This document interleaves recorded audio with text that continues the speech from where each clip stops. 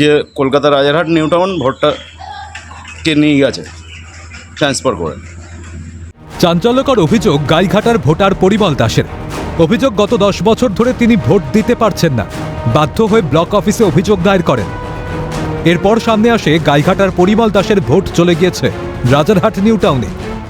10 বছর আগে একটা ভোটের সময় ভোট দিতে যাই আমি আমাদের স্কুলে, বিষ্ণুপুর প্রাইমারি স্কুলে। ভোট দিতে গেলে আমাকে ভোট দিতে দেওয়া হয় না, বলে কিনা যে তোমার ভোটার লিস্টের নাম নেই, ভোট দেওয়া হবে না। পরে আমি একজন আমার রিলেটিভের কাছে বলি, সে বললে আমাকে সাইবারে নিয়ে যায়। তখন আমি বুঝতে পারলাম যে কলকাতা রাজারহাট নিউ টাউন ভোটটাকে নিয়ে গেছে ট্রান্সফার করে।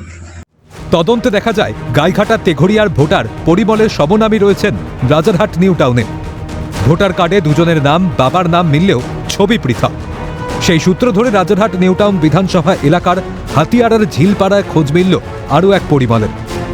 খোঁজ করতে গিয়ে পরিমলের প্রতিবেশীরা দাবি করলেন অভিযোগকারীর সমনামী বাংলাদেশি, বর্তমানে সেখানে থাকেন না অভিযুক্ত পরিমল।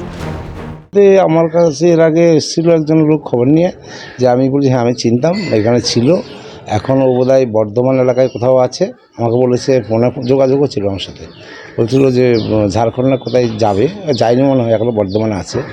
তো ওখানে মনে হয় বিয়েও করেছে, ইদানিং এই কয়েকদিনের মধ্যে মনে হয় বিয়ে করেছে। বাবা মা কি ওখানেই থাকে? না, বাংলাদেশে থাকে। উনিও কি বাংলাদেশি? উনি বাংলাদেশি, বাংলাদেশ থেকে এসেছে। এখানকার তো ভোটার আইডি কার্ডে ওনার হ্যাঁ, উদয় এসছে, কেউ কেউ ভোটার করেছে। এই অবস্থায় অভিযোগকারী পরিমল দাসকে সমস্যা সমাধানের আশ্বাস দিয়েছেন গাইঘাটার বিডিও নীলাদ্রি সরকার। পরিমল দাস নামে এক ব্যক্তি অভিযোগ করেছেন যে তার ভোটার কার্ডটা কোনো কারণবশত শিফটিং হয়ে গেছে রাজারহাটে। ওনাকে আমরা ডেকেছি অফিসে, উনি একটা 8 নম্বর ফর্ম জেনারেট করবেন, সেজন্য ওনাকে ডাকা হয়েছে। উনি 8 নম্বর ফর্ম জেনারেট করলে ওইটাকে আমরা এনকোয়ারি করে দেখে নেবো কি অসুবিধা হয়েছে। গোটা ঘটনায় চোখ কপালে ওঠার জোগাড়। প্রশ্ন উঠেছে, বাংলাদেশে কিভাবে ভোটার কার্ড পেলেন? কেন বঞ্চিত করা হলো বৈধ নাগরিককে? সমস্যা কি নিহাতি নাম বিভ্রাটে, নাকি বাংলাদেশিকে বৈধ ভোটার করতে নামকে কাজে লাগানো হয়েছে? এমন ঘটনায় বিজেপিকে তীব্র আক্রমণ শানিয়েছেন তৃণমূল বনগাঁ সাংগঠনিক জেলার সাধারণ সম্পাদক অভিজিৎ বিশ্বাস।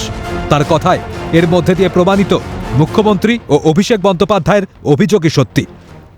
এটাই প্রমাণ করে যে অভিষেক বন্দ্যোপাধ্যায় এবং মমতা বন্দ্যোপাধ্যায় মিটিং করে যেটা বারবার বলার চেষ্টা করছেন সেটা সঠিক।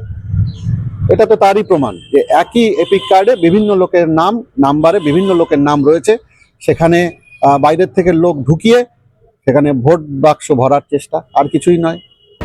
সুর চড়িয়েছে গেরুয়া শিবির। বিজেপি নেতা দেবদাস মণ্ডলের মন্তব্য, আগে করেছে সিপিএম, এখন করছে তৃণমূল। গালি বিক্রি করে এই পশ্চিমবঙ্গে আগে করেছে সিপিএম, এখন করছে এই তৃণমূল কংগ্রেস। কারণ সিপিএম আর এই তৃণমূল কংগ্রেস সেই মুদ্রার এপিটা এটা পশ্চিমবঙ্গে অবাক হওয়ার কিছু নেই, আশ্চর্য হওয়ারও কিছু নেই। যার জন্য তো এসআইআরটা করছে, যাতে অন্তত সঠিক স্বচ্ছ একটা ভোটার লিস্ট হয়। এই তৃণমূলের ভোট ব্যাঙ্কগুলো এইভাবে করার জন্য এই রকম আমার ধারণা এই বনগাঁ জেলাতে আরো বহু জায়গায়। আপাতত বাংলাদেশি পরিমল দাসের সন্ধান পাওয়ার চেষ্টা শুরু করেছে পুলিশ। জ্যোতির্ময় চক্রবর্তী ও শুভদীপ মান্নার রিপোর্ট, ক্যালকাটা নিউজ।